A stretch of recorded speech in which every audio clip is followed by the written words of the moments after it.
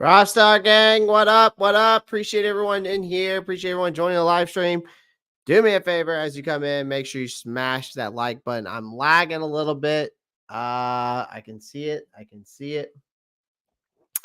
see I'm lagging a little bit just because I'm pretty sure the tropical storm here is messing with my emotions. It's messing with my emotions just like this team, man. This team. We're gonna do a recap of the Chargers. We're gonna break down the Chargers game. And then we're gonna talk about old Bryce Young getting benched. But Bryce Young, the bust, finally gets benched. And also the poll question of the day: is Bryce Young a bigger bust than Jamarcus Russell? We're going to talk about that today because I'm going to break that down in that poll question today. Because it definitely is. Definitely is. All right. I think he definitely is. And we're going to go dive into that today, man. I appreciate every single one of you, by the way. We got over 100 and something likes and over almost 2,200 views, and almost reached another 100 subscribers on yesterday's live stream. Thank y'all for all the love and support, man. Just the likes and the subscribes, and that's all I ask. All right. Yeah, Bryce broke the Carolina Panthers, and the Carolina Panthers broke Bryce. It seems like it's a two-way street. I talked about that on my on the show the other day. Did Bryce Young ruin the Carolina Panthers, or did the Carolina Panthers ruin Bryce Young? We talked about that the other day. So I appreciate everyone joining the live stream. Make sure you do me a favor. Make sure you smash that like button, hit that subscribe button. Guys, this week I am traveling out of town. So please bear with me on content this week. I am traveling out of town for work for my current job. So bear with me on content this week. I'm probably just going to be I might be able to go live maybe once, maybe twice. And that's a big maybe. And then also, but I'm going to try to get you guys some shorts and some other content out there. And also the NFC South roundtable, I will not be able to attend that tomorrow night. My buddy Doug, y'all see him in the chat. Y'all know who he is. What's up, Doug? Who's in the chat now is going to be taking over for me. Just for this Tuesday. He's my backup for the week. So make sure y'all go tune into the NFC South roundtable because I'm sure it's going to get interesting, especially with Doug joining in and him and TJ. I have a feel like they're going to bump heads, bro. I feel like they're going to bump heads, but then I feel like they're also going to become like best of buds. So shout out to everyone in the chat: Marcos Cash, Rob Walk, Doug. We got Randall Griffin in the chat. We got Mad Chatter, Anthony Brown. We got Martin C. So shout out to everybody in the chat. Appreciate you guys. Thank you. All right. Let's get into that recap, man. Let's get into that recap, bro. Let's just go ahead and get into that recap. Shout out to the Roundtable Sports, by the way. Shout out to the Roundtable Sports, by the way. Look at this. Roundtable Sports be doing the most for me. They be doing the most. They be doing all the good stuff for your boy. They made this. Do I want this one? Yeah, I want that one. All right. Chargers blow out the Panthers in week 2, so let's break it down. Let's just break it down. Let's just cut to the bullshit. And here's the thing. If the Panthers are gunning for the first overall pick in the 2025 NFL draft, again, they're off to a fantastic start, ladies and gentlemen. But who knows? They're putting Andy Dalton in. Does Andy Dalton, how many wins does Andy Dalton get this team? That's a good question. I'm going to put that as the Q&A of the day. We're going to start a Q&A. How many wins does the Red Rocket get this team? That's the poll question of the day. That is actually, no, that's the Q&A question. So we got two. We got the poll question, of course. We got the Q&A question. So shout off in the comments. How many wins does the Red Rocket get this team? All right. How many wins? I'm just curious by what y'all think. How many wins this team gets, man, with Red Rocket? All right. So let's talk about the same old shit. Because in that first quarter, right? That first quarter, again, shout out to the Roundtable Sports for making this. The Panthers started this game out like they did the last one. They let the other team waltz into the end zone, right? So you got Quentin Johnson, right? And I'm going to break this down for you. We're not even going to do all 22 film this week. We're going to start doing the all 22 film here soon. But really, what's the all 20 film doing us, man? What is the all 22 film doing for us at this point? Just giving us PTSD all over it again? I mean, if you want me to pull up the all 22 film, you can. I can. We can break it down. But I really don't want to. I really, really don't want to. So let's say this. Let me ask you this question then, because I see a lot of people saying, Randall says 1 to 5. You got Raw Walk saying 5. You got Mad Chatter saying 5. Like, if Andy Dalton gets us 5 wins, right? Does that prove that Bryce Young was the issue the whole time? Does that also? I mean, I think it already proves that. I think it already proves that Bryce is already issue, right? But does that mean that this team has improved? Does this mean that this team has improved? Where does that put us in the draft status? Like, here's the thing, ladies and gentlemen. If we go 5 and let's say we go 5 and 12, right? Because I see some people saying 5 wins, mostly, right? That seems to be the ceiling for most of you guys. And then I see Josh in here says 67. Okay. Let's say 5. Let's just stick with the 5 wins. Where does that put us in the draft? Where does that put us in the draft? Right? Where does that put the Carolina Panthers in the draft? Is that a top 10 pick? Is that top 5? Top 3? And then another thing is 5 and 12, Marcos, you think puts us at the top 15 in the draft? There's no way.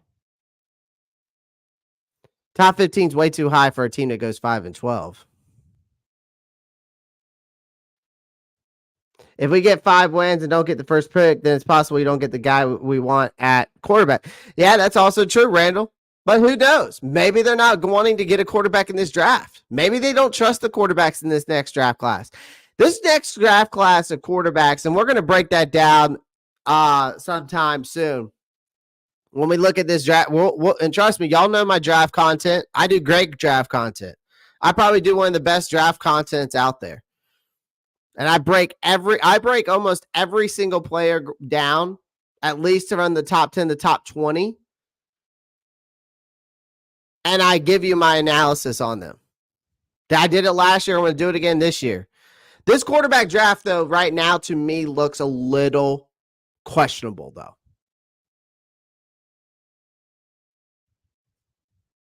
I mean, here's the thing, Randall. I think another thing is, guys, that we need to also think about, we need to have a bridge guy. We need to have a bridge guy. We've had bridge guys, but we never went and got another quarterback after those guys, like Sam, like, like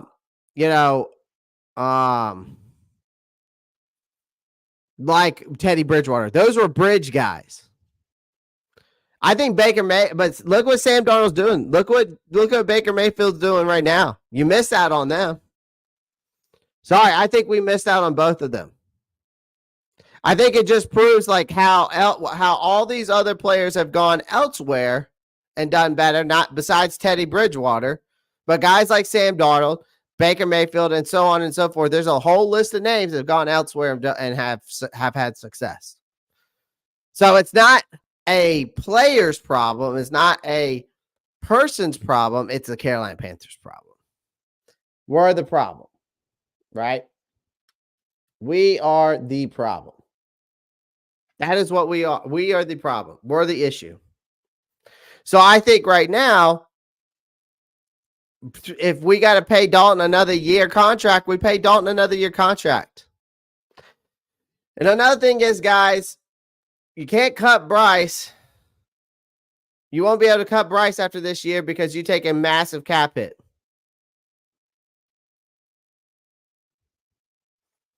So he'll still be on the team. He might just need to be. He just might just have to sit back and you know, go get some. He needs to just sit back, have those water bottles ready, those towels ready.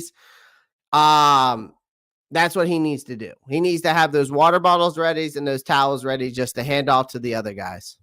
To say, hey, man, you're sweating. You know, oh, hey, man, you needed some Gatorade? You know what I mean? Todd says traded to the Dolphins. Dolphins got a good deal today. They got Tyler Huntley, who was a Pro Bowl quarterback. Carolina could have had him. That could have been a guy that they brought in. I would have taken Tyler Huntley. And you would have signed him for cheap, too. They signed him off the practice squad of the Ravens, which means they got him for cheap. And remember, Tyler Huntley was a Pro Bowler at one point.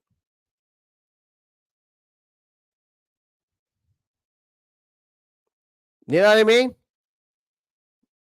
All right, let's break this game down real quick, and then we're going to get into more Bryce stuff. Of course, we're going to break it down. Y'all know how it is. Let's get right into it. Shout out to everyone in the chat, man. I'm going to try to get to everyone's comments. The chat's, now that I have so many people in here, the chat's very hard for me to get to you guys. So if you really want me to answer your comment or answer your question, I hate to be that guy, but you're going to have to start doing some super stickers or something because I can't get to every single comment. I try to, but I just can't do it. All right. Plus, with breaking down everything, it just gets a little bit too wacky. But I do appreciate everyone's support. All right. I'm going to try to even get to your comments without the super stickers or the super chats. But if you do have a big question or a big topic that you want to talk about, and I don't see it, please, you know, that's the best way you're going to be able to get those comments answered. Get Sam Howell in here to compete with Bryce. I love it. I'd love Sam Howell to come in here. All right, let's break it down. So the first quarter, ladies and gentlemen, was the same old shit, right? The Panthers started this game just like the last one. The other team just waltzed into the end zone. And Quentin Johnson torched J.C. Horn on that 29-yard touchdown. Y'all know which one I was talking about. And just strolled in, right? Offensively, the Panthers went 3 and out. And hey, it wasn't a fumble. So a lot of people were probably like, oh, progress, right? I mean, J.C. Horn tried to make up for getting smoked by pulling off a nice interception, but it really wasn't that nice of an interception. Justin Herbert just threw a dumb throw there right to him. So it just didn't matter at the end of the day because both teams just traded punts. And the Chargers led 6-0 at that point, and it was already a snooze fest. Then the second quarter, basically just more misery. The Chargers basically strolled down the field for 11 plays for 65 yards. And surprise, surprise, Johnson snagged another touchdown. And meanwhile, our offense was just looking for some air. So Bryce tried to do something to spark this mess, throw a ball to Deontay Johnson. Again, it was the same play. Wasn't even close. It was so far off target, straight into double coverage. You already know how this ended in another damn interception. Then here comes J.K. Dobbins, who tore through our defense for a 48-3-yard rushing touchdown. And then at this point, it was 20-0. So the Panthers were just trying not to embarrass themselves further. They finally got a first down right before the half. But that moral victory doesn't mean jack shit. I mean, they punted the ball away yet again, and then they whimpered. The third quarter, Again, false hope. Then right back to hell. The Panthers started the second half like they might as well actually be alive. Tommy Tremble made a nice 12-yard catch. Chuba Hubbard busted out a 23-yard run for a brief moment. It looked like they might score more than 0 points. And then the drive, they stalled. And then they got a field goal. So that was it. It literally the only offensive spark they had the whole game. So, of course, the Chargers wasted no time. They went and got a field goal. Bryce Young had his shot to respond. Didn't. Missed a wide open Deontay Johnson, then took a dumb sack on 3rd and 7. The defense somehow managed to force a turnover with a sack fumble. But in true Panthers fashion, the offensive failed once again to get anything. So no surprises there. The fourth quarter then ended. The Chargers added another field goal, pushing their lead to a soul-crushing 26-3. The Panthers answered with a mind-numbing 12-play, 40-yard drive that went absolutely nowhere. And then Bryce Young chucked a 4th and 18 pass to Thielen for a measly 10 yards. And that just summed up the offense. Too little, too late, too pathetic. I mean, that's what it was. Then the Chargers basically on that next drive punted, and then the game was already over. So the final effort was a miserable 4-play drive ending with an incomplete pass to Chuba Hubbard. And honestly, I don't even know why they bothered at that point. So let's be real. They need to take a longer look. Hard to look at themselves in the mirror. They need to figure out what the hell they're doing on this offense, because whether this shit show is not, it's not NFL football, because at this point we might as well start prepping for the draft. I know find solace in fantasy football, because the next few months are going to be rough as hell. Now, again, it maybe won't be that bad with Andy Dalton back there, but hey, we're not going anywhere. Right? I mean, we're still going to be covering this dumpster fire, because for better or worse, this is our team. Then, it's like, and I hate to say this, but it's like, keep pounding. Like, you want to say that, but it's like, it's more like keep suffering. Like, guys, with it, we'll see what happens next week with Andy Dalton. Players of the game for me were Chuba Hubbard. 10 carries, 64 yards. He was trying to put a spark out there on that first down run that he had, trying to get the guys pumped up. Obviously did us no favors. Shaq Thompson had 14 tackles. Josie Jewell looked better. 10 tackles, a fumble recovery, but I still think Trevin Wallace needs some burn back there. I still think there's some issues with Josie Jewell. Defense didn't look bad as they did against the Saints, but look what the Saints did against the Cowboys. Clint Kubiak might be an absolute fucking genius. Clint Kubiak over there in New Orleans might be a genius, bro.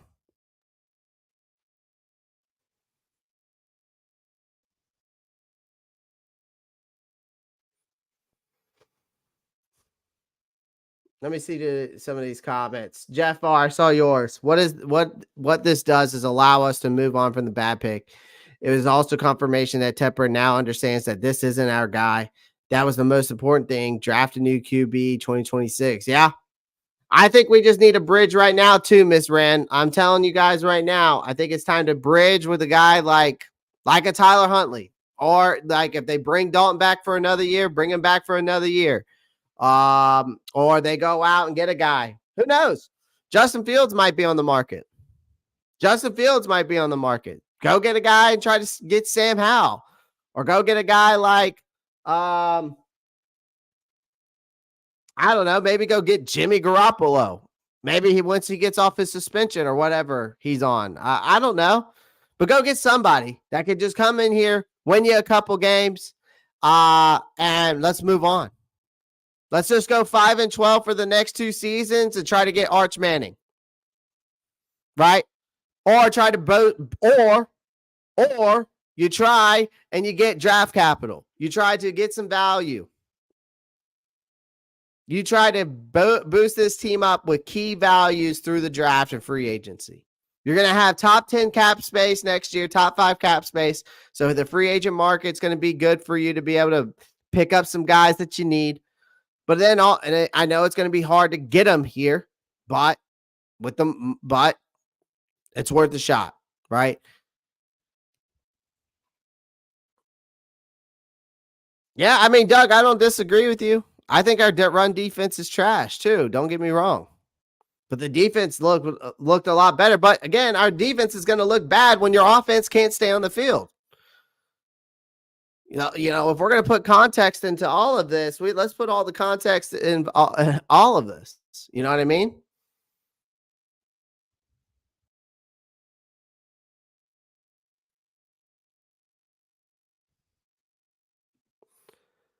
King JP, I definitely agree with you.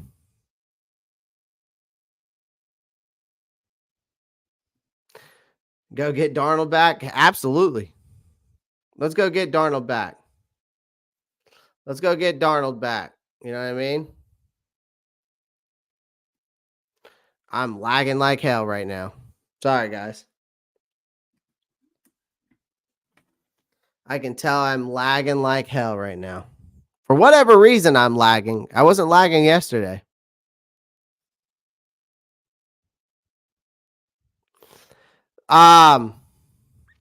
I was lagging there for a hot minute. I'm still kind of lagging. Let me hop out and hop back in, ladies and gentlemen. Actually, you know what? Let me do this. I am freaking lagging like crazy.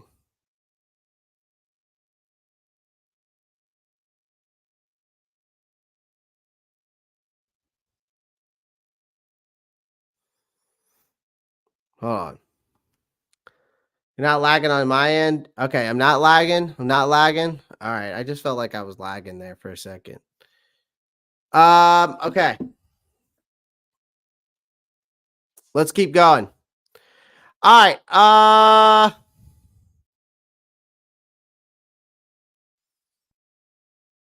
So they benched Bryce Young. So here's the thing that I took from this game. I'll be honest with you. Bryce Young is hesitant. He is hesitant. This is the biggest issue with Bryce Young. These are all the biggest issues with Bryce Young. He shook. Young came into this game, again, hoping to break the silence with these doubters, but guess what? He failed miserably once again. The dude looks scared out there. It's like he's waiting for this defense to just come crush him on every single play, ladies and gentlemen. The Chargers picked up on that fear from a mile away.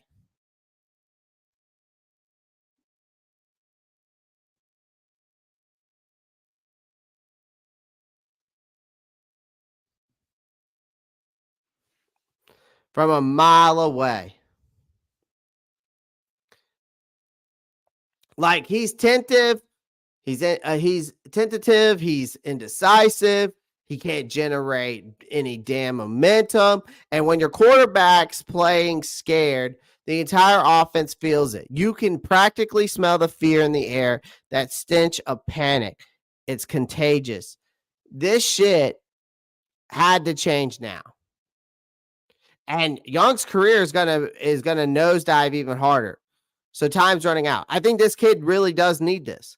Now, benching him, does that mean that it's going to just revive his career and that he's going to come back next year? Let's say they bench him for the rest of the year and come back next year and he's going to be ready to go. I just don't see it. Because right now, the Panthers are coaching scared with him when he's out there. Dave Canales is coaching scared with Bryce Young on the field, right? Bryce was already terrible, but Canales, right? This guy's coaching like he's afraid of his own shadow. Like, if you wonder why the Panthers couldn't convert a third down to save their lives, look no further than this vanilla ass play calling. Canales had Young dinking and dunking the ball like he was allergic to throwing the ball more than 5 yards. because either Canales doesn't trust him to make the real throws, which he doesn't, and you can see that, or he's completely lost in the playbook. Newsflash, coaching scared is a fast track to losing games, and Canales is driving this team straight into a brick wall, and he better figure out how to get this offense moving, or his seat's going to get real hot real quick, right? Now, again, obviously with Andy Dalton in there, we'll see. Now, Bryce Young's abysmal first half, that was the biggest garbage I've ever seen, right? If you thought Bryce Young was going to come out swinging and prove doubters wrong, then I've got some bad news for you. He was atrocious in the first half, completing 80% of his passes. Sounds great, right? Until you realize he only had 22 damn yards to show for it. That's pathetic. Oh, and he threw another boneheaded interception. His second in as many games. He basically gift wrapped it for the Chargers defense. The crowd had every right to boo this team off the field. It was a disaster from start to finish. Young looked completely lost out there. Now, Young's body language. Dude was defeated. You want to know what the worst part of this is? This kid's body language is screaming, "I'm done." He's already mentally checked out, ladies and gentlemen. And you can see it in his footwork. It's an absolute mess. All offseason hype about improving this guy's footwork. This guy's got happy feet in the pocket, which is never a good sign, especially when your O-line is holding up better than expected. And it's not just him. Deontay Johnson, Adam Thielen were visibly pissed on the sidelines. Young tried to talk to them, but let's be real. They weren't listening. And why would they? This shit is spiraling fast. It's spiraling fast. It's hot as fuck in here. It is hot as fuck in my house right now. Oh, hell no.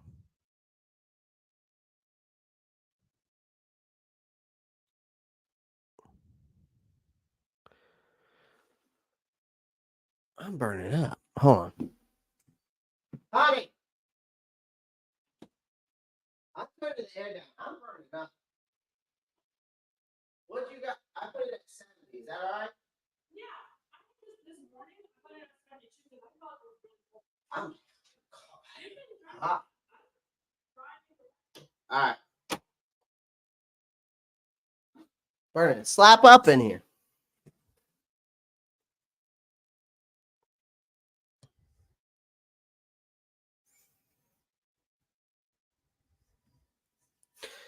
Winky or Young? Devin Gaddy, what are you talking about? We're talking about Bryce Young.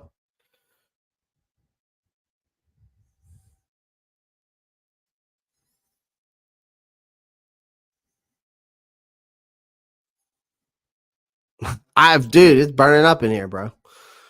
But anyways, let me continue. So, and here's the thing. The O-line is holding up better than expected. So that's an issue on top of that. Like, it's not just him. Like, Deontay Johnson, Adam Thielen, they were all pissed on the sidelines. We saw that. There was some shit talking. There was some not so probably good words exchanging. It didn't seem like down there. I think it was also Taylor Moton was involved in that. But Young tried to talk to them, and let's be real, they weren't listening. And why would they? This shit's spiraling fast, and even his own receivers have lost faith. And if Young can't get his head straight, this thing's going to fall apart for good. I don't know if benching is going to save this kid or not, but where does you go from here, right? I think it's nowhere good. I think this is a Josh Rosen situation. And this might, again, we're going to talk about this. Is this a bigger bust than Jamarcus Russell? But you go from back-to-back crappy performances. So the Panthers have to seriously consider what the hell to do with Bryce Young. He's playing like a shell of whatever quarterback that they thought they drafted. And Canales was supposed to be this quarterback guru, but even he can't seem to get anything out of Young. It's like watching a slow motion car crash, right? There's already buzz about benching Young in favor of Andy Dalton, which came out today, right? Those rumors were already out there before this game, and it came out today. Yet we're at that point, folks, that now that he is. The Panthers backed Young up heading into week 2. They did everything they could this offseason to help this kid. They got him wide receivers. They got him an offensive line that is protecting him. This offensive line is doing its job better than it ever has. There is no reason to be in this kind of mess. They have to rethink this strategy now, because this fan base is already revolting on Bryce Young. And if some of you guys still do not believe that Bryce Young's the problem, then you seriously have to look at yourself in the mirror and say that seriously. Apparently there's people out there right now ready to commit suicide over this whole situation. Like, it's that bad. Like, the Panthers fan base is that bad. If that is the case, I hope that nobody would ever do that, first off. It ain't worth it. Not especially for a football team, number one. But this is really bad. But they knew if they kept sending this kid out there to get embarrassed, they're only going to screw him over in the long run. This is a critical moment right now for the Panthers and for Bryce Young's career. Like, Canales had a decision to make. Keep running out Bryce Young out there and hoping for a miracle, or pull the plug before things even get uglier. Like, either way, the ship is sinking really, really fast.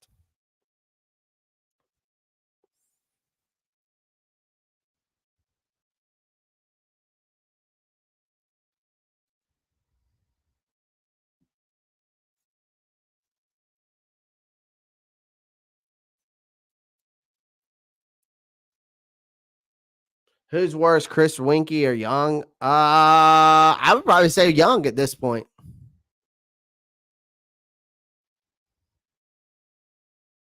Yeah, Unbothered's also Unbothered's the guy that thinks that David Tapper walks on water.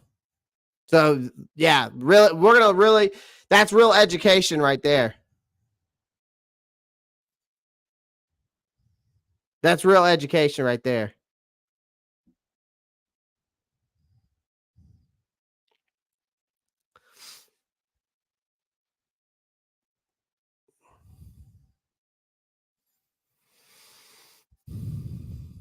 So this is, let's see if I can find the full.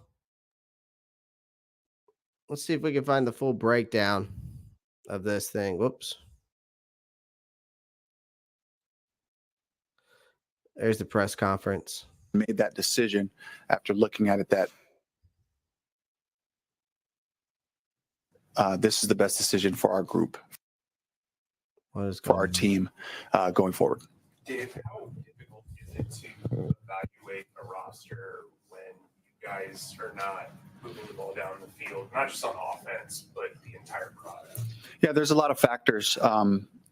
We want to play more football. A lot of factors that go into it, for this decision, and ultimately just kind of lands on my shoulders to be able to make the best decision for our group, to give us our best chance to win this week. And we focus on the weeks. We focus on the challenge at hand, and we feel like Andy gives us our best chance to meet the challenge. Dave Tepper saying in the past that he gets consulted on the big decisions. Mm-hmm. What was his role in this as you guys talked about? I want to keep that private. What I would like to say, though, is this is something after I watched the film, I looked at it, had a thought, started working on talking to the guys that we make decisions with. Certainly a lot of parties involved there. And ultimately this comes on me, and my number one responsibility is to help the Panthers win. And so this move, I believe, puts us in the best chance to do that this week. Dave, what were you seeing out of Bryce that wasn't working or that led you to this decision? I don't want to get into the specifics of it. These are private conversations that we have, in our meetings, and the different things. It's just it's a vulnerable state, and so I don't really want to get into too many of the specifics of it. How much did David Klepper have a say in this? Did you talk to him before making the decision? Again, I watched the film. I had a thought in mind. We all talked, and I had to make the best decision for the team.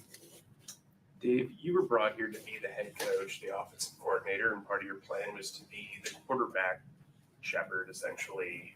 How much of this, like you said, it falls on your shoulders, but how difficult? Guys, do me a favor. Appreciate everyone joining the live stream, even you unbothered, even though we don't agree on some things. And if some of you guys, we don't agree on things here. So, again, I appreciate everyone, all my keyboard warriors, appreciate all y'all as well. So, make sure y'all pound the like button, hit the subscribe button. The decision is this for you and the start of your tenure here? Yeah, I certainly take it personal, but this position that I'm in, this opportunity that I get is about building a culture, is about building a football team that plays with a certain play style. And that's my main focus. And above all is to help the Panthers win. And so that's what this decision was about. Dave, when did you inform Bryce and what was his reaction? I talked to the quarterbacks both. I talked to Bryce and I talked to Andy. And then from there, I let the team know and kind of talk to each of the guys, as I knew I didn't want them to find out the wrong way. So we had a chance, to connect with everyone, and the conversations will be private. Dave, obviously the franchise invested a lot to go up and get Bryce last year. Do you view this as something that could be permanent throughout the rest of the season, or just kind of a break and see where he's at later? Right now, we're focused on this week. We're focused on getting Andy ready to play the Raiders. And then we'll just take it like that. We'll attack the Raiders. We'll attack this week, and get that mentality and the things that we're looking for. So, Does Young still have the locker room? Again, that's a loaded question right there. Our focus right now is just trying to make sure we fix the film from from yesterday, and then getting ready for the Raiders. Did you speak with your leadership council before making this decision as well? I did not. You mentioned this sort of being a sensitive topic, and how did those discussions go when you're talking about the number one pick and what this could mean to his confidence and his career?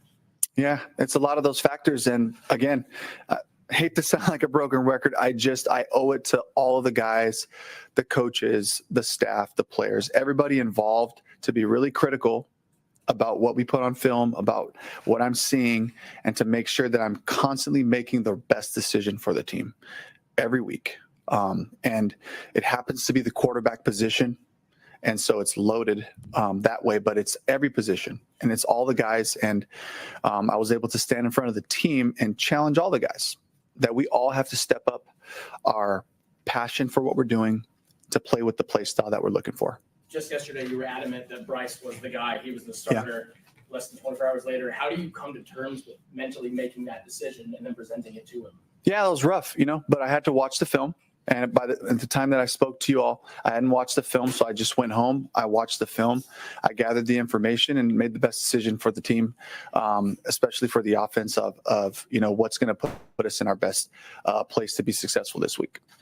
Adam kind of had a little bit after the sack by Bosa. Adam kind of had a moment on the sideline where he was pacing and kind of yelling, I guess. And he said that he went up and apologized to Bryce afterwards to let him know it wasn't about him. Deontay Johnson said that he wanted to uplift Bryce. When you see the veteran guys surround Bryce with that type of respect and I guess assurance, does that make the decision that much harder? I expect the same support for Andy as we go into this week, for the guys to, be supportive and every day just to approach it with that kind of energy. Will Bryce be the number 2 this week? Yes. You'll be bringing another quarterback? Not right now. Do you plan on making any other adjustments to the roster? Probably. I think it's every single week we're evaluating our roster. We're challenging all spots. We're looking to just be as competitive as possible. And that's the part that we owe, again, to everybody, is to really continue to evaluate who we have out there and who can help us.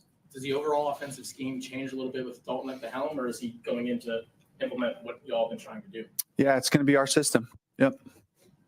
Understanding you don't want to get too deep into the weeds on the decision, but was there something kind of an overriding factor, even the nature in which you guys lost the first two games? Was there something really that drove this more than any other factor? I'm not going to get into specifics of it, Joe. I just, after watching it and taking all the information, and we feel like Andy gives us our best chance to win. Is 2 weeks a large enough sample size to make this type of decision? Honestly, the focus right now for me is to make sure we're getting Andy ready to go. So I don't want to get into the whole amount of time and all that. Did you take this job in part because of the opportunity to work with Bryce and what does it mean that now 2 weeks into it, that's not going to be a thing? I took this job because it's a dream. It's a dream to be able to lead men, to face these kind of challenges, to make the decisions that give us our best chance to win. And so that's the heart and soul of this thing, So, and I'm still there pushing. I'm going to compete every single day just to continue to help our team take the next step. How do you look at this? I mean, is it a Bryce failure? You think it's a failure? Oh yeah, they always How ask do you stupid questions, bro. Um, They always ask stupid questions. It's the same guy that always asks the dumbass same questions. David Newton. If you're watching my show, David, you're dumb. Okay? You're dumb. Stop asking dumb questions. Okay? You look stupid. Because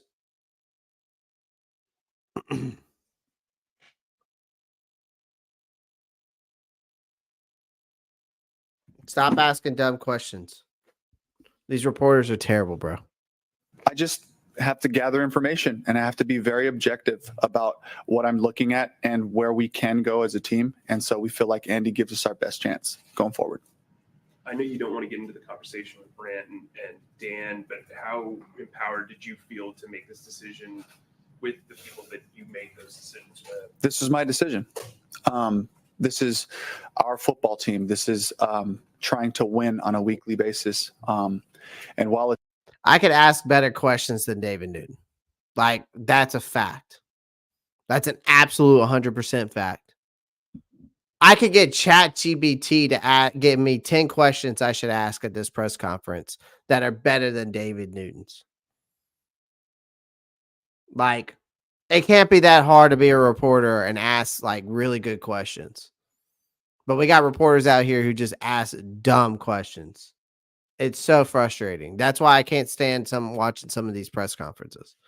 But I wanted to hear from the horse's mouth, so that's why we're watching it.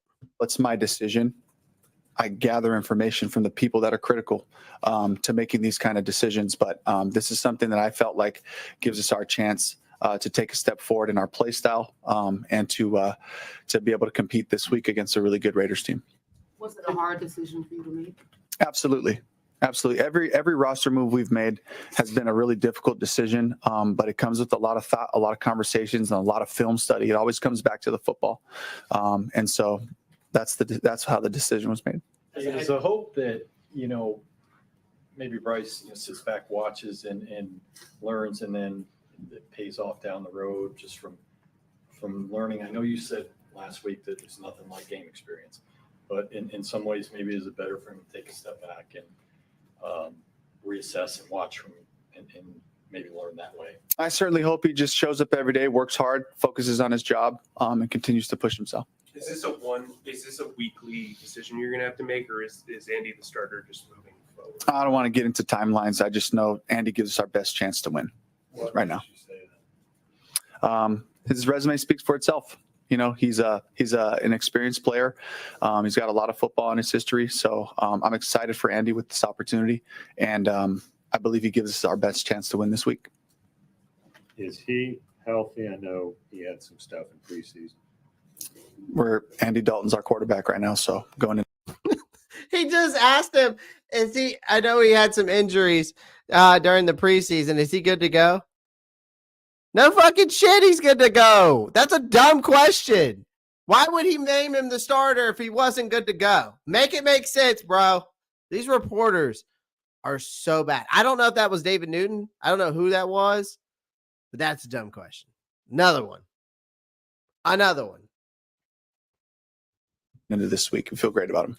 How do you think the offensive line has performed over the past 2 weeks when you watch that tape and you gather that information? Yeah, I thought that we had growth in a lot of areas, offensive line from one week to the next, just handling the protections, moving the line of scrimmage. I thought we established a new line of scrimmage. We had some great runs in the game, 65% run efficiency on the day, which was fantastic. We saw, 8 3rd and 5 or less. That's playing on schedule. That's a place where we got to be able to take advantage of.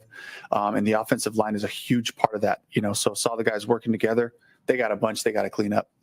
As we still become our scheme and our concepts, there's still a lot of growth there, but definitely see the potential and the power inside. As you go into practice, obviously focusing on Andy as the starter, how do you make sure Bryce doesn't get kind of thrown to the wayside in practice and lost in the weeds? Yeah, Andy's going to get the pertinent reps for our practices. He's going to be in there with the first group. We're going to ask him to step in the huddle and continue to push the ball forward as we grow into the offense I think we can become. How can Bryce? A couple more. How can Bryce respond in the best possible way to these circumstances? Yeah, just a standard of NFL football is show up, work hard, be focused, be engaged, do your job, give everything you have every day, pursuing your best and growing. Coach, 2 early calls went against the Panthers. Do you have any comment on Horn's forced fumble and Johnson's fair catch interference? The officials are great. They came over to the sideline, kind of explained what they saw, explained the situation, explained that there was, turnover plays get reviewed and all that. So it's like they had a lot of information. It was a fantastic crew of guys just coming over and kind of letting me know what was happening. Clarify, you told the quarterbacks this morning, Dave. Yes. Dave, any injuries we should know about coming on Sunday? Shy had a foot deal. Do I speak specifically about it? So he's got a foot injury that we're evaluating right now. And then nothing else really that came up significant. That's the last one. What was that? What's Andy bring that Bryce didn't? I don't want to get into specifics of comparison. I just know Andy gives us our best chance to win this week. So we're going with Andy, and he'll get the lion's share of it. And I'm looking for great things from him. Thanks, Coach. Yep. I mean, listen, I think Dave Canales is handling this as best as he can. Like in this situation right now, this guy is handling it the best that he can.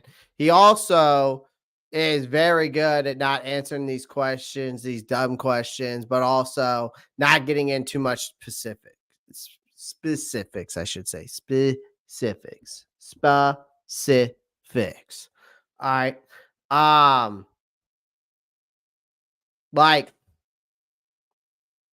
I agree with him. I think Dalton's resume speaks for itself. What does he do that Bryce can't do? Well, he can take the top off the offense. Forest City Kitty, I don't know. I guarantee you that he was involved in that conversation. I guarantee you that Dave Canales came to him with this conversation. I think Dan Morgan came to this conversation. I think they all came together. Maybe they just came together as an organization and said, Dalton gives us the best chance to win. Right? Like maybe they just came together and just like we're all in agree. And maybe David Tepper realized from this conversation and these past 2 games that this kid ain't it. This kid ain't it. Right? Like, that's the way I look at it, Forest Kitty City. Like, I could see it being that way. I could see Tepper being involved in it. But, again, I could also see it where, I could see it where it's where all parties were involved. And they all got together and said, yeah, this kid ain't it. Maybe Tepper realized that he was wrong and that he wrong in that pick. And so I think that's probably what it is. Guys, go make sure y'all share the live. I wanted to bring this topic up again.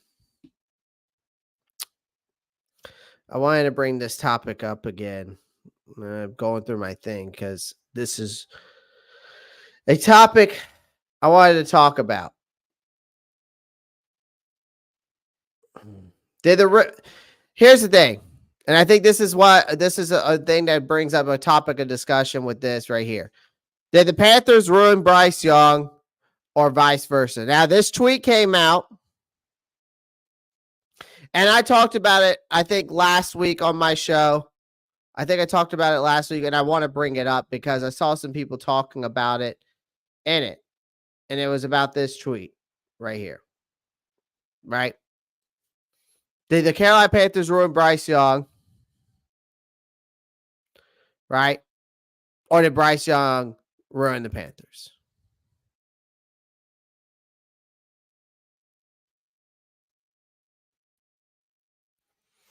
Right? And I talked about this last week. And again, we know this team's in a turmoil. We're absolute best. Let's just first off, let's just talk about the Panthers. I'm not going to go. We're not going to reiterate everything. They managed to turn. I think the Panthers have managed to turn what should have been a promising quarterback prospect basically into this whole head scratching of a disaster. Okay. The real question here is, ladies and gentlemen, is whether the Panthers have done a stellar job of ruining their quarterback, or if it was Bryce Young has spectacularly just crashed and burned, right? So from the get-go, I'll say this. They failed to provide Bryce Young with a stable environment. Poor offensive line play, lack of reliable weapons, inconsistent coaching have combined to create a perfect storm of failure. Now, can we just stop pretending, though, that a rookie quarterback's going to shine with a offensive line that we had last year? Like, Young's was running for his life, right? It's not exactly conducive to developing into an elite quarterback, or much less a game management quarterback, right? The Panthers play calling was also abysmal last year, right? Frank Reich going from his play style to then Thomas Brown, then back to Frank, not working on Bryce's strengths, not willing to work on his development, not willing to work on his footwork, wasn't willing to change the play calling up for his strengths, so on and so forth, right? You had the Hunger Games, you had the Rat Fest, you had guys snitching on other coaches, telling Tepper things. Like, it was just a recipe for disaster last year. Now, Frank Wright's looking like a genius, but instead of crafting a game plan that was to this kid's strengths last year, they threw him into high-pressure situations, and that let him flounder with every misstep. Like, the play calling was abysmal, given that they've had plenty of time to sort that shit out. Like, it's not even the start. And then when we talk about this coaching carousel, right? You got Dave Canales, the 7th coach in 6 years, basically, or whatever it is. Something like that, since Tepper's taken over. So the latest to try this hand at this disaster, you open this head coaching time with a pass play against the Saints when you said you were going to stick to running the ball, but then you go off your coaching philosophy. So that's on Dave Canales' fault. And then guess what happens? Bryce Young overthrew it straight to the Saints defense, right? So, but we also going to go with Bryce Young's missteps. Let's place all the blame on Bryce. Let's not place all the blame on Bryce, but he's part of it because he actually hasn't covered himself and all these glories. Like his decision-making. I've told y'all this before. I even made a short about it. And I've said it to y'all 100 of times. His decision-making is about as reliable as that GPS that takes you to the wrong address. That's the way I like to compare it to. He has the habit of holding on the ball too long, or he throws it too early, or he throws it too late. And neither approach seems to work out. Like, again, his reads are often off. Said it before. He struggles to recognize pressure on coverages, just like that corner blitz in the Saints game. The same play off the same side, same corner with man coverage on the back end. Like, Young's got talent, but he's not making the most of it. He never has. Now, again, some people could blame the coaches on that. And there are people out there that are blaming the coaches that they aren't making the most out of him and that they're using him the wrong way. But when a quarterback is constantly making poor decisions, it's not just the coaching. It's the whole team that suffers, and it's a signal that something is seriously wrong.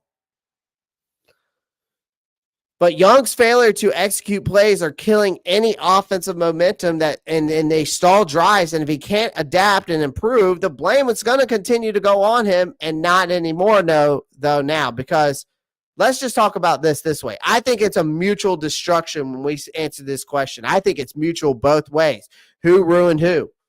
It's a Mexican standoff, in my opinion, because the Panthers created a shit-show situation for this kid.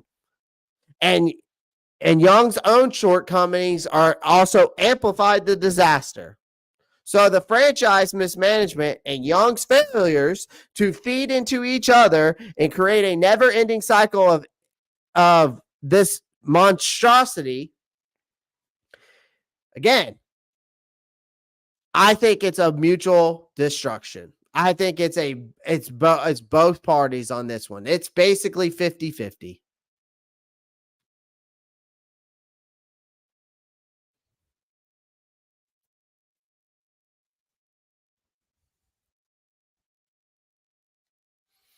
So if we're going to answer that question, because I think a lot of people probably were trying to figure that out. Yeah.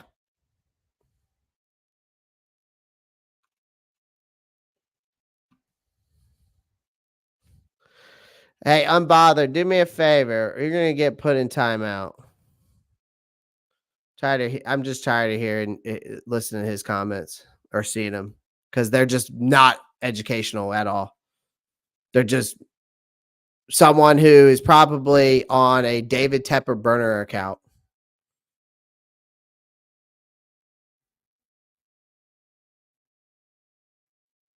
So Bryce Young gets benched. All right. So Bryce Young gets benched. Finally.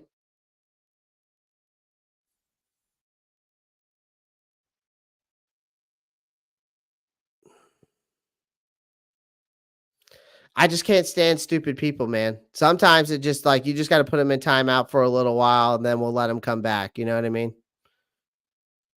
So Tom Pelissero came out, obviously, with this. I'm Clay Petty. I ain't petty. I just can't stand uneducational people, but they come in my chat and say they're educational.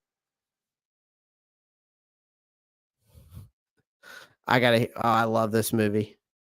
I'm going in. I'm going in. Coach, you serious? Yeah, I'm serious. And look who's coming into the game. That's awesome. Love that movie. Love that movie because of Adam Sandler. I'm not petty. I just can't stand, uneducational people that just come in here and just say things to say things. But especially for someone that thinks that David Tepper walks on water, it's just beyond me. It's beyond me how you can like David Tepper. Either you work for the guy or you like him because he brought in business to your business. I don't know. But he's definitely hasn't done our fucking football team any favors. Bryce Young benched. This is the beginning of the end of Carolina's biggest draft bust, in my opinion. Like, I hate to say it, but here we are, folks. Like, we're in week 3, and the Carolina Panthers are already hitting the panic button. Right? He's been benched by Andy Dalton. Yep. And the Panthers basically are swapping out who's supposed to be your future franchise quarterback for a 14-year veteran who hasn't been relevant in years. No offense to Andy Dalton. But this whole situation has been an absolute dumpster fire, and it smells the beginning of the end for Bryce Young experiment. Like, you got Tom Pelissero comes out with this. So they're going to bench Young. They're going to start him against the Raiders. And honestly, it's hard to be surprised about this, right? And we just watched the press conference and so on and so forth, right?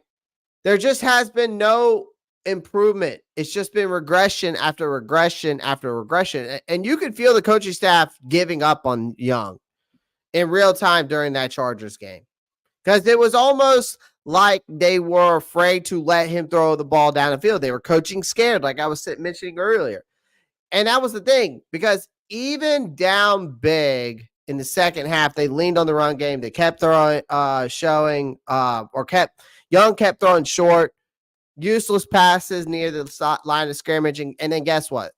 The numbers don't lie. In the last 4 games dating back to last season, Young has thrown for a pathetic 451 yards, no touchdowns, and 4 interceptions. That's in the last 4 games, even dating back to last season. 400 yards, 451 yards, no touchdowns, and 4 interceptions. The young man is struggling, man, and he is in a free fall. The decision to bench him isn't just a wake-up call. This is a sound the alarm, loud and clear ordeal. Like, again, Dave Canales cannot fix this, okay? Again, he's a guy that was supposed to be this quarterback whisperer, and it looks like the magic touch is nowhere to be found because, again, Young is regressing. Canales has been tiptoeing around this issue and making excuses and saying all the right things to the press. Bryce is our quarterback. He kept saying that. He just insisted just days ago that these are valuable reps. Like, the team will take another step this week. Yeah, sure, Dave. But the truth is that they haven't taken any step forward. So they've taken steps back, and now Canales is throwing Dalton into this whole thing, and likely because someone higher up is screaming for results before they lose every single fan they've got left. And the Panthers' monumental draft fuck up is, let's get one thing straight. The Panthers didn't just draft Bryce Young. They mortgaged their future on this kid. They traded away a top draft capital, including 2024 first rounder and a wide receiver, DJ Moore, to get him. That was an absolute gamble, right? And right now, it looks like one of the worst draft decisions in NFL history. Watching CJ Stroud picked right behind Young, light it up for the Texans, only rub salt on the wound. Stroud looks like a star, while Young looks like a kid who's wandering into a league that's way above his pay grade. The question is now, though, is this the end of Bryce Young? We all know how this goes because higher draft picks who get benched early rarely make a comeback. The Panthers say they're not giving up on Young completely, but come on, man. The writing's on the wall here, ladies and gentlemen. This bench could be the first nail in the coffin for Young's career in Carolina. It's a brutal blow to a guy whose confidence is already hanging by a thread. Like, Young looks like broken as hell. He's been broken since day one, and now he's being sidelined probably for the foreseeable future. So now we turn to Andy Dalton, the 36-year-old vet, Red Rocket vet, who hasn't done anything noteworthy in years, is now tasked to somehow save somewhat of this ship and what is left of it. He's not the long-term answer, and neither will the next guy be, because I believe that we will probably not go a quarterback in this draft, and I really don't think we should because no one really stands out to me, but he's the best they've got right now. Like, that tells you everything you need to know about the state of this team, ladies and gentlemen. Like, at least Dalton can stand in the pocket without panicking like a deer in the headlights. He's also got a career record of 83 and 78. And I think he's got 2 ties on his record, something like that. But he has thrown for over 38,000 yards. So maybe he can make something of or anything happen with this offense. And let's be real. This is a mess. Canales, Dalton Young, the front office, none of them have a clear way forward. And fans are fed up. The players are frustrated. It won't be long before this locker room starts turning on itself. So the Panthers gambled big on Bryce. It didn't work out. They lose it in this bet in spectacular fashion. Bryce Young was supposed to be the future of this franchise. Instead, he's looking more and more like one of the biggest busts in the NFL. The decision to bench him isn't just a tactical move for this team. It's an admission of failure. Whether or not Young even gets another shot remains to be seen. But right now, to me, ladies and gentlemen, it feels like the beginning of the end for the Carolina Panthers. Latest and greatest fuck up. Because Andy Dalton's now stepping in, and he might stabilize the ship for a little while. And the future of this franchise, again, looks bleak as ever. And we've hit rock bottom, and it's going to be a long season once again.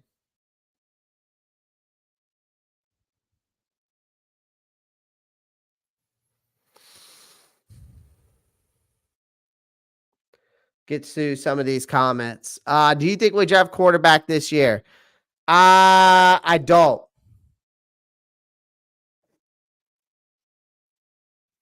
I don't, Forest City. Forest City Kitty. I just don't. I don't see the Carolina Panthers drafting a quarterback this year because I don't see the point. I don't think the draft class that we have this year coming into this year is going to be very good. No one really stands out to me in this draft class. I like Drew Howard. Quinn Ewers looks like the best quarterback right now. Jackson Dart really hasn't shown me enough. Cam Ward looks good. But again,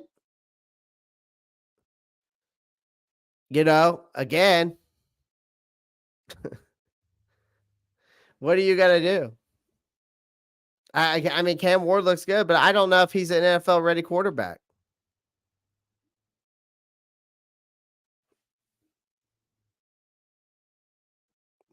Yeah, but Lightning Phillips, I just don't know if we can do that. What are we like? I appreciate you joining him, you being a Bucks fan, but how are we going to be able to trade him? What do you get out of him?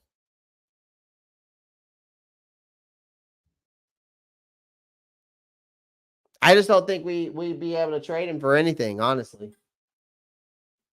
I don't think we have anything. I don't think we would be able to trade him for anything. And I don't think we get anything out of it, unfortunately. Clay, your new nickname for me is Dr. Doom. That's awesome. I can't wait till that movie comes out, by the way.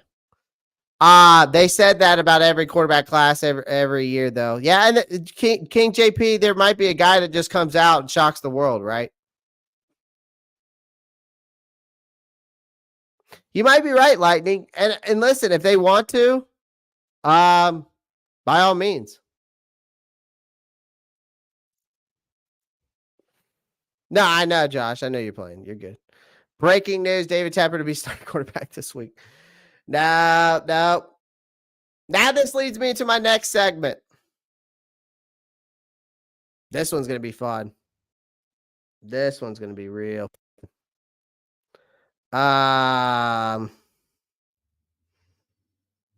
This one's going to be real fun. Let's pull this up real quick. Here's the tweet. Came out. I don't know who this is, but I thought it was funny. Bryce Young is a bigger bust than Jamarcus Russell, and no one convinced me otherwise. Miami, I doubt wants Bryce Young. But again, let's say this. Who's to say that though? I don't know. Miami just got Tyler Huntley. Who knows what Mike McDaniel could do with him? Mike McDaniel was a Pro Bowler, was a Pro Bowler at one point. So, who knows? So the trade. So let's talk about this first. Bryce Young, I think, is now shaping up to be one of the biggest busts in NFL history.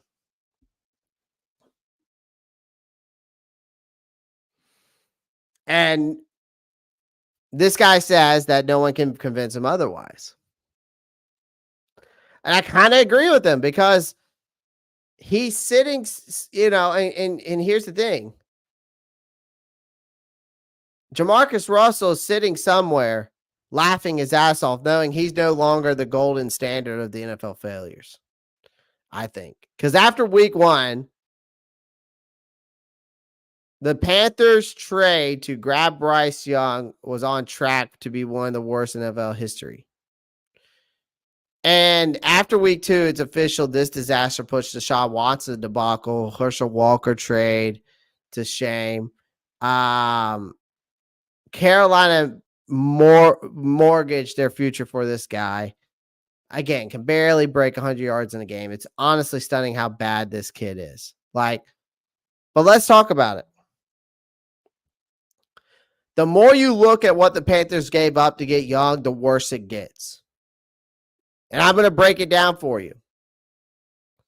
They threw everything away. Draft picks, first rounders, Christian McCaffrey, DJ Moore. We'll just start with them, right? But some of the picks you got from Christian McCaffrey, then, of course, your first round pick and DJ Moore. All of that for the privilege of selecting a quarterback who can't complete a pass downfield. It's almost comical. And after another pathetic performance against the Chargers, Dave Canales, in some delusional post-game interview after all that, kept saying that Bryce is our quarterback and the reps are valuable. They're not that valuable. It's like paying a plumber who keeps flooding your house.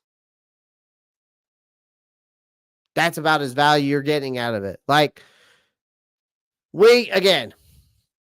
So we're talking about, is this bigger than Jamarcus Russell?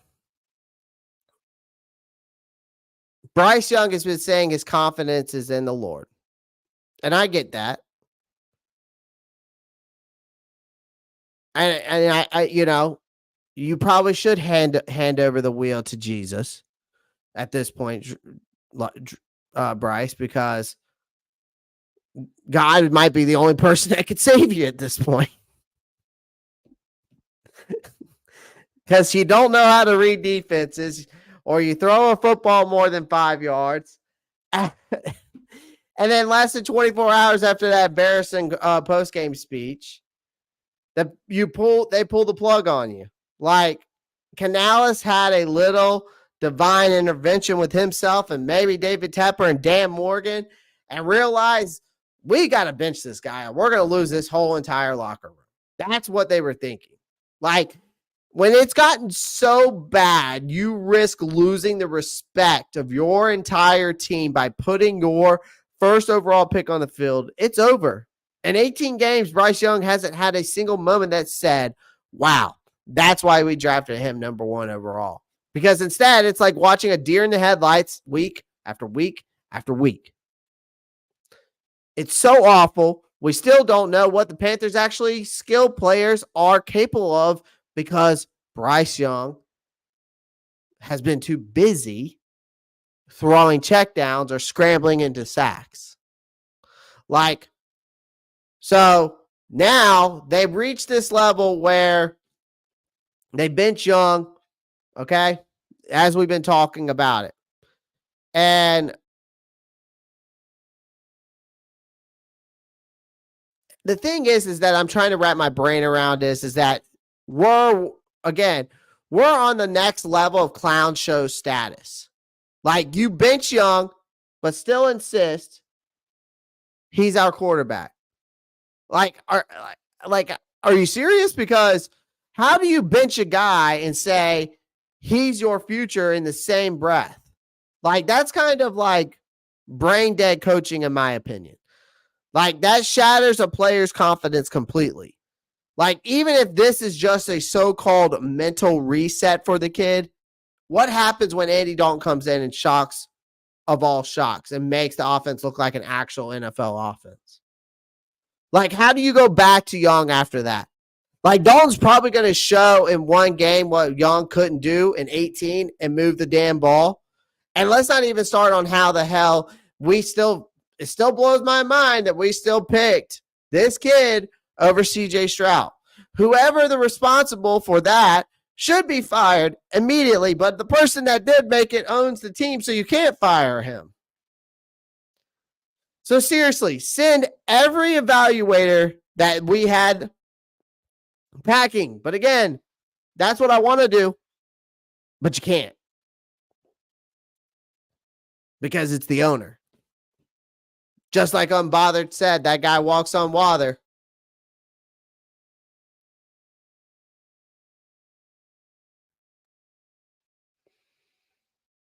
Like Unbothered's in here talking about it.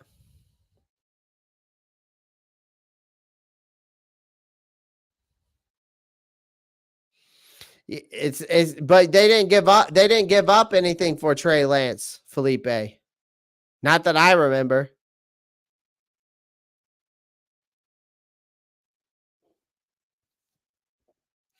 Stroud is lighting it up, and for the Texans, you got Young crashing and burning in Carolina. Like, the Carolina Panthers, ladies and gentlemen, are where careers go to die now at this point. And any semblance of hope burns to ash. And if you think your favorite team is in bad shape, just look at this dumpster fire and feel better instantly. Any team in the NFL right now, even if they're 0-2 or they're 1-1, whatever the case may be, put the Carolina Panthers shoe on first. Trust me, you're not in that bad of a shape. But here's this tiny little bit of silver lining for you guys. So, sliver of hope. Bryce Young is that Carolina is an absolute graveyard for quarterbacks. Because you think about it, both Baker Mayfield and Sam Darnold looked done when they were here in Carolina, only to move on, find some semblance of success elsewhere. There's a chance that Young might not be a total bust, but let's be real, he probably just sucks. Like, Carolina's definitely part of the problem, but Young's performance has been so horrific that it's hard to pin all of this on the franchise, like I said earlier. But you know who deserves a nice special place in hell for me? Because let's not forget the cherry on top of all of this. Joe Barry, who was just a trash-ass defensive coordinator that somehow allowed Bryce Young to put up 300 yards and 2 touchdowns with 0 picks last season. That was Young's one good game, and it was against a historically incompetent Packers defense. So, yeah, the Barry's gone, and thank God for that. But what does it say when your best game was a fluke against a team led by a clown like Joe Barry? So here we are. Bryce Young, the next Jamarcus Russell. It's only worse, man. And the Panthers, they've set the franchise back 5 years at least. What a god dang mess it is.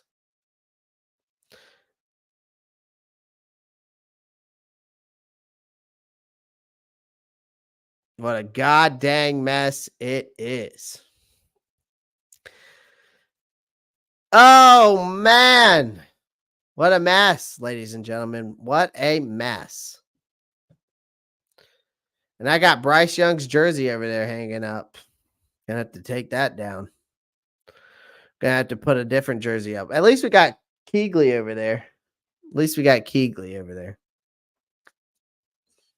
So that makes up for it.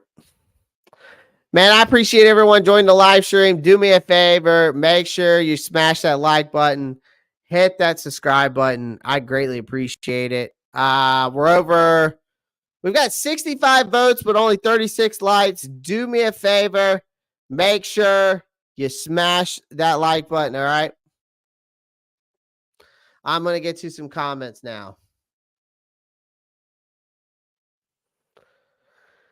All right, so the Panthers won't be relevant until David Tepper gives ownership. Oh, I'm afraid he's legitimately one of the worst owners I've ever seen.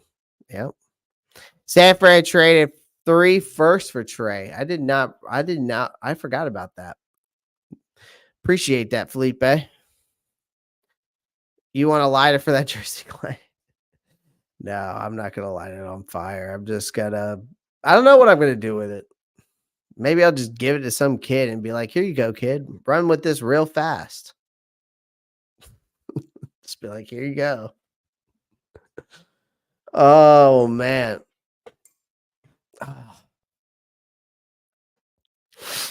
Guys, just make sure you smash the like button. I greatly appreciate it, man.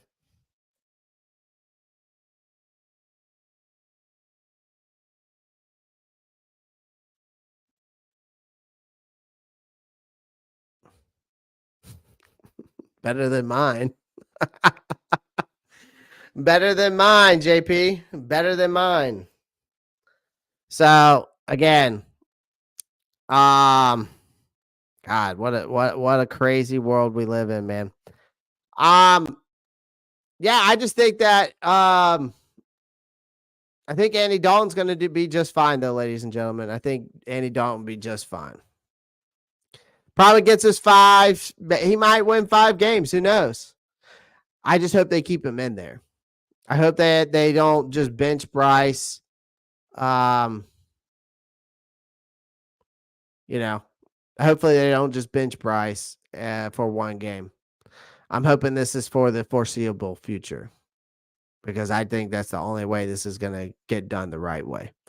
I think the only way we start getting this organization and this team and not losing this locker room and wanting to get more people here is by building this the right way. And it starts with Bryce Young being benched.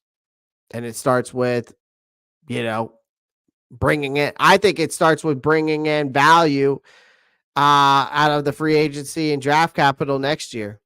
I think you try to build on more draft capital. I think you try to, and I think you try to go into free agency next year and build that defense back up. That's what I think you do. I think, and then you bring a bridge guy in who can run the offense, who can give you a good solid 3,500 yards, 3,600 yards, couple of touchdowns, probably 10 to 12 to 13 interceptions. Somebody like that, like a Tyler Huntley, honestly. Because that was basically what Tyler Huntley did. I think when he had that Pro Bowl year, he didn't throw for more than 3,800 yards, something like that. I'd have to look it up. But somebody bridge it up. I would bridge it. You bring somebody in to bridge, and then you go for your quarterback in 2026 because I think the 2026 draft class is going to be a lot better. I just don't know in this next draft class I can trust it. I think you build that defense back up. And if you want to grab a piece here and there for the offense, sure.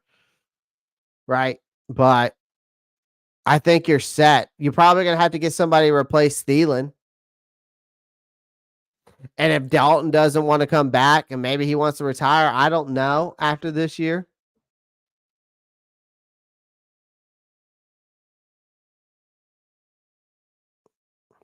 Miss Rand, I honestly think that this was a decision by all parties. I think it was a Tepper, I think it was a Dan, and I think it was a Canales. For the if you're talking about the bench, that's I'm pretty sure that's what you're asking. Yeah, I think it was that. I think it was just all parties. It was a mutual decision. If it's me, it should. I mean, and that's just me thinking out loud.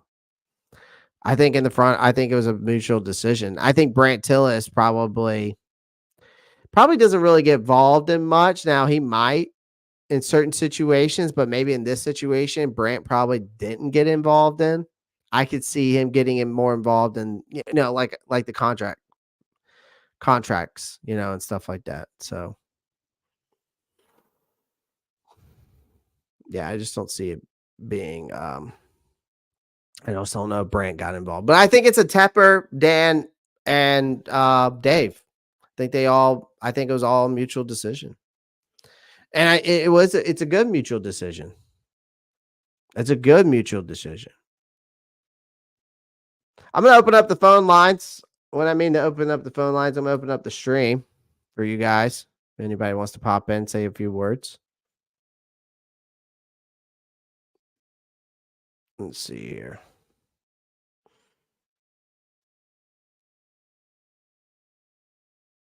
But I think I think it's over for Bryce Young. I think it's over. Ladies and gentlemen, I think it's over.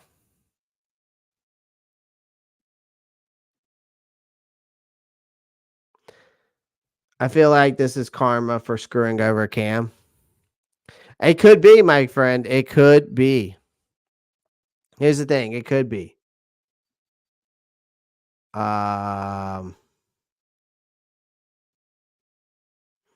They definitely could be.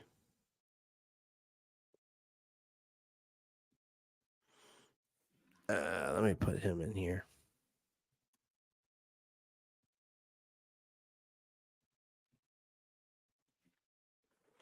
I don't know why he's not. I don't know why you're not in here, Zach. Try to fix this. It is what it is. Let's see what we got here. Here comes Nico. Here comes Nico. Right down 20. 2027 Lane. You're talking. I know you're talking about Nico. I cannot pronounce his last name, AJ. The boy out of Tennessee. But yes, he's nasty. Actually, he could come out. Couldn't he come out in 2026? What's his name? What's his name? Nico who? I can't pronounce his last name. Nico Imaliva. Nico Imaliva. I think that's how you pronounce it. Maybe he can play in the UFL. He might. He might take a chance. Here's the thing. We had Matt Corral on this team, by the way. Y'all remember that? Matt Corral. He couldn't be any worse than Bryce Young, right? Me either. I just think he must stay 3 years. He didn't redshirt, I believe, so it would be 2027, 2027. Damn, okay. Let's look at the top draft pick. Let's look at the top draft quarterbacks right now.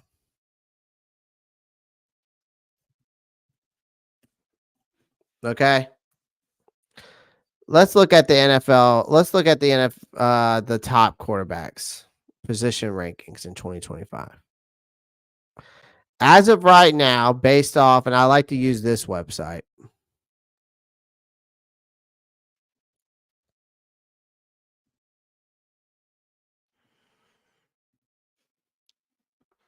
I like to use these guys because they always have some good shit.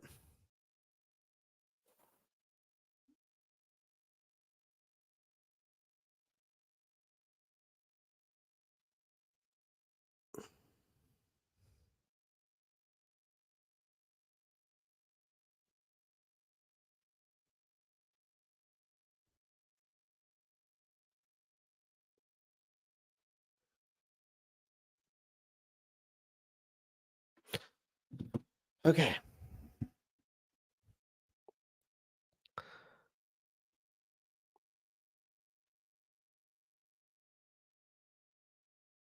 Oh, he could come out in 2026? Yeah. He was there in 2023 as well, so I need to dig more. Oh. So we got Quinn Ewers. So they got it as Quinn Ewers, Shedeur Sanders, Carson Beck, Cam Ward, Jackson Dart. Those are your top 5. Then behind that, you got Dylan Gabriel. Absolutely not. Joe Milrow. Absolutely not. Garrett Nussmeier. He didn't look bad against South Carolina, but he just LSU shouldn't have won that game anyways because Sellers went out. Miller Moss, Connor Wingman, Drew Allard. Good. I mean, again, Drew Allard's 6'5", bro. I mean, he's that typical pocket passer that you're looking for. He can be a vertical threat guy. I don't like Shedeur Sanders at 2. I like Shedeur Sanders at 5, actually. I would put the Carson Beck, Cam Ward, and Jackson Dart above Shedeur Sanders, in my opinion. But that's just from what I've seen on tape. I just don't like this draft class, man. I just don't. I think like even with if like we go to positional ranking and we go to, I wish they'd had the next one up, but they don't. That 2026 draft class is going to be crazy. I mean, James Pierce Jr. is probably going to be a guy. Do we go after James Pierce Jr. or do we go after Luther Burden? No, or do we go for a corner? Do we take Travis Hunter in this draft? And then we, and we just build that defense back up? Deion Walker's a stud. Absolute stud. You talking about a true nose tackle? There's your true nose tackle right there. 6'6", 345. We be cooking. I was just looking. I'm just shopping. I can't believe we're already looking at drafts, man. It's crazy. We're only in week 2, man. We're only in week 2 of this shit. And I was just pulling up draft picks. It's sad. It's sad.